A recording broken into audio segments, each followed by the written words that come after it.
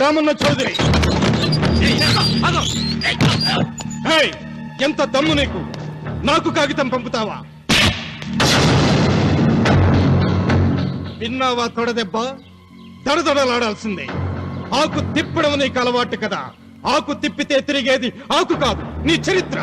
నేను సుబ్బారాయుని కాదు, పహిల్వాన్ పాపారావుని.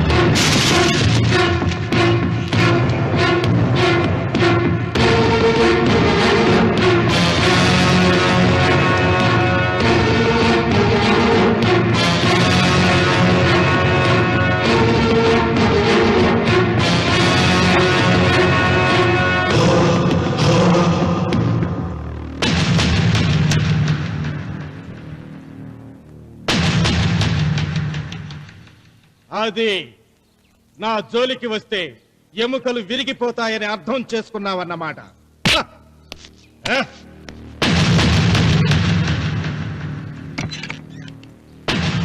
మొట్టమొదటిసారి అయ్యగారు భయపడినట్టున్నారు. రావుడు తను ఓడిపోయానని ఒప్పుకుంటున్నాడా ఏమిటి?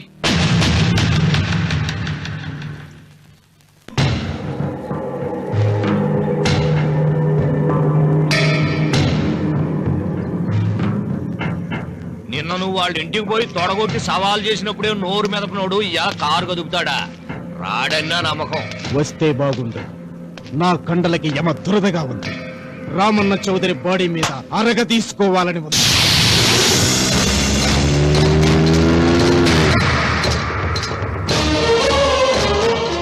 నువ్వు ఊహించినట్టే వస్తున్నాడాయో అని ఏం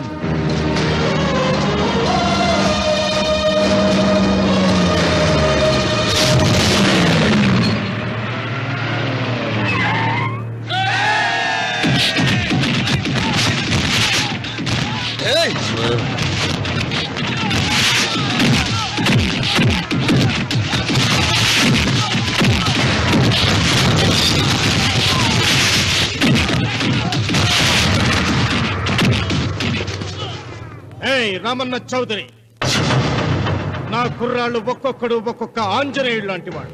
చూసావా నీ వాళ్ళని ఎలా చెడుగుడు ఆడించానో? రావద్దని చెప్పినా వచ్చినందుకు నీకు శిక్ష పడాలిగా. వచ్చి నా కాళ్ళు పట్టుకొని తప్పైందని అడుక్కోవాలి.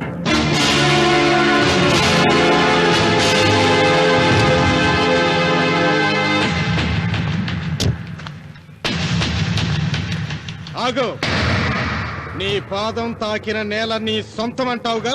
అందుకే నువ్వు నేల మీద నీ పాదాలతో నడిచి రాకూడదు, మోకాళ్ళ మీద నడుచుకుంటూ రావాలి.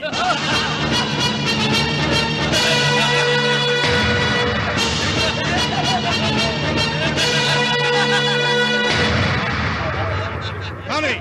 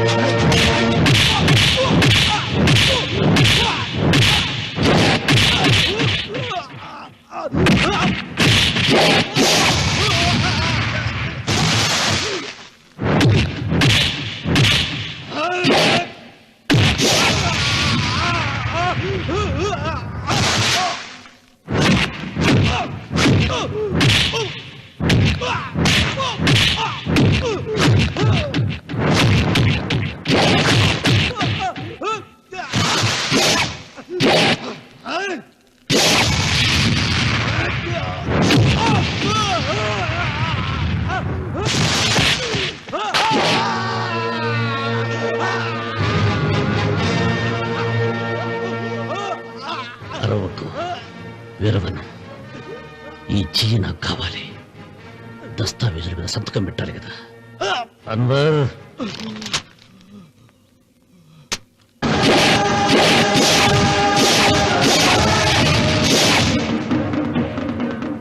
గుర్రానికి కాళ్లల్లో బలం, సింహానికి నోట్లో బలం, గరుడు పక్షికి కంట్లో బలం. ఈ రాయలసీమ రామన్న చౌదరికి ఒళ్ళంతా బలమేరా.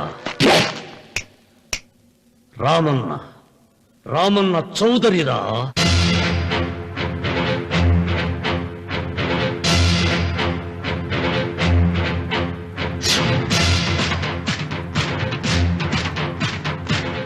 వెంకన్న ఎప్పుడూ గెలవని మనిషి. ఒక్కసారైనా గెలిస్తే బాగుండు అని జాలి చూపిస్తారు కొందరు. కాదు, ఎప్పుడూ గెలిచే మనిషి. ఈసారైనా ఓడిపోతే బాగుండు అని అసూయపడతారు అందరూ. ఈ రామన్న చౌదరికి ఎన్నడూ ఓటమి లేదు, రాదు.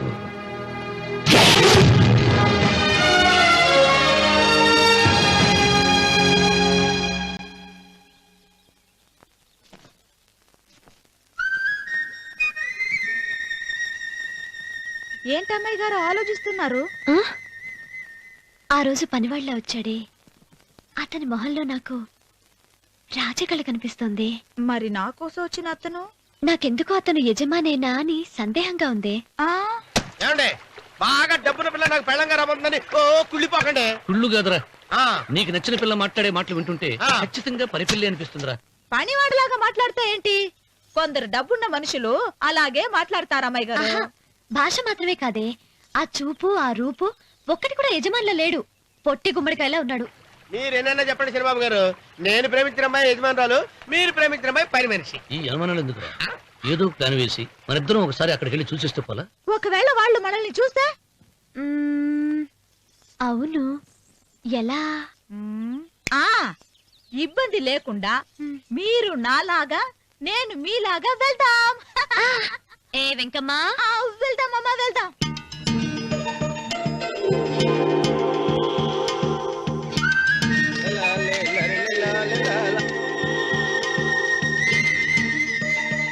చిరబాబు గారు, చిరబాబు గారు, అయ్యి బాబోయ్, చిరబాబు గారు కొంపలు మునిగిపోయారండి. ఏమైందిరా? మీరు అర్జెంట్గా బట్టలు తీసేయండి, నా బట్టలు తీసేస్తారు. నా బట్టలు తీయమంటున్నావు, నీ బట్టలు ఉడుతున్నావు, నీకేమైనా మతిపోయిందా? బతిపావటం కదా మగడ, మన పెళ్లి చూపులకి వెళ్ళి కొమ్మలితో అమలుపు దాకా వచ్చారు. ఆ పిల్ల నన్ను చూసిందంటే నా పెళ్లి అయిపోద్ది. నా బట్టలు నువ్వు తీసుకొని నీ బట్టలు నాకు ఇచ్చేయి. నేను నీకు ఎప్పుడు పనుడిగా నటించడం నా పని. నేను ఎప్పుడు రా? నువ్వు పనివాడు అని తెలిసి ఆ అమ్మాయి నిన్ను ప్రేమించింది, యజమాని అని తెలిస్తే చచ్చినా ప్రేమించదు. నా మాట వినండి బాబు, నీకు దండం పెడతాను. విప్పను అయితే వెళ్ళు. ఇంకా ఆగావిటి వెళ్ళు. అయితే విప్పుతా, నువ్వు విప్పు. ఇప్పు. అరే ఎరకమ్మాయి, నిన్న నాదే, నేడు నాదే, రేపు నాదే, ఎల్లుండి కూడా నాదేలే. ఏట్రా కళ్ళు కనపట్టలేదా? కొవ్వెక్కిందా? చంపేస్తాను. అన్నవరం ఏంటి? ఏడ్చేవాడి గడం పక్క, కొట్టేవాడి కుడి పక్క ఉండకూడదంటారు. నరుకుతా. వెళ్ళిపోతున్నారు.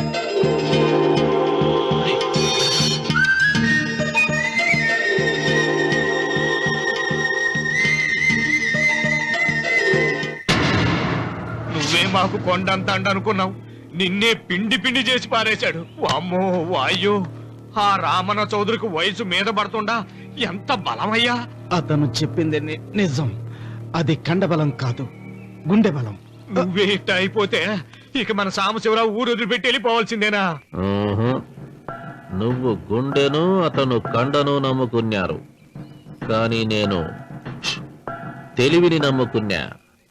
వెంకన్న, అలెగ్జాండర్ దండయాత్ర భారతదేశంలో అడుగుపెట్టగానే ఆగిపోయింది. ఈ రామన్న చౌదరి దండయాత్ర ఆ సాంబశివరావు పొలంలో అడుగు పెట్టగానే పూర్తవుతుంది. రేపే అన్వర్ని పంపుతా. వద్దురా రావుడు, రేపే మహాశివరాత్రి. జటాధార స్వామి వారు వస్తారు. మీ తాతల కాలం నుంచి మీ ఇంటి ముందున్న శివలింగానికి పూజలు జరిపిస్తున్నారు. నువ్వెప్పుడో చూసావు. రేపు ఒక్కరోజు ఇంట్లో ఉండరా. మనకు వయసు పెరిగి తేజస్సు తరిగిపోతుంది. ఆయనకి రోజు రోజుకి వయసు తరిగి తేజస్సు పెరిగిపోతుంది. చచ్చే, జనానికి పిచ్చిపట్టి గడ్డాలు పెంచిన వాళ్ళ కళ్ళ మీద అడ్డంగా పడుతుంది. రే వెంకన్న, ఒకప్పుడు ఈ దేశంలో 3 దేవుళ్ళు 3 కోట్ల మంది మహానుభావులు ఉండేవాడు, అంటే మానవత్వం ఉన్నవాడు. కానీ ఇప్పుడు దేవుళ్ళు లేరు, మహానుభావులు లేరు. ఈ స్వాములు మిమ్మల్ని మాయ చేయగలరు గాని నన్నేమేం చేయలేరు.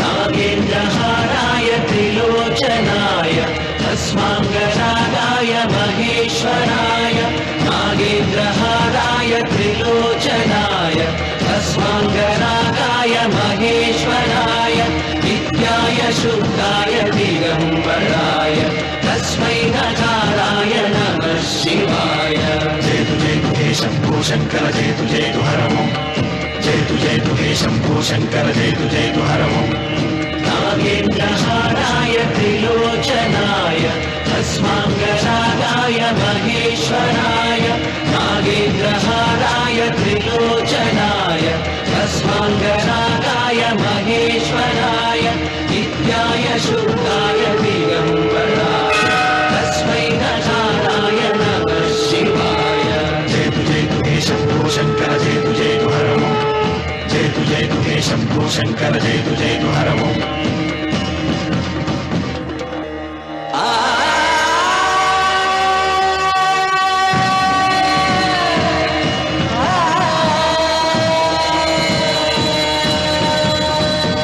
జయతు జయతు హే శంభో శంకర జయతు జయతు హరమో జయతు జయతు హే శంభో శంకర జయతు జయతు హరమో ఆయన ఏదో చెప్పాలని చూశారు, చెప్పకుండానే వెళ్ళిపోయారు.